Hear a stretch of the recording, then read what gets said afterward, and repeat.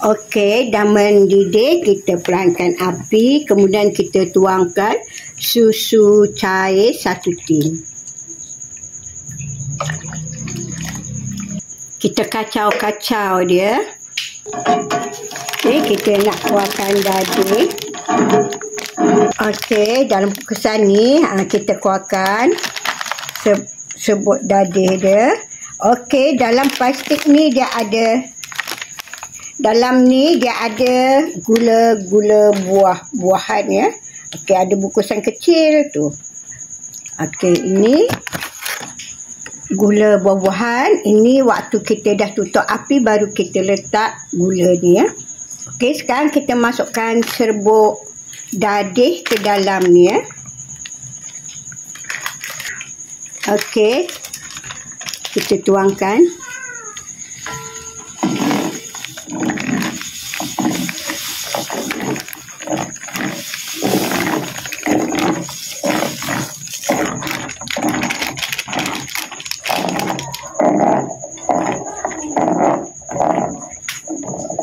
Okey, kita buat api sederhana.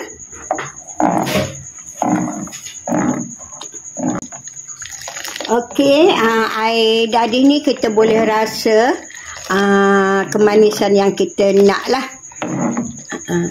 Ambilkan sudu, kita nak rasa. Sebab nanti kita nak masukkan gula ni, gula buah-buahan ni dia ada manis sedikit ya. Okey, kita rasa dulu. Bismillah.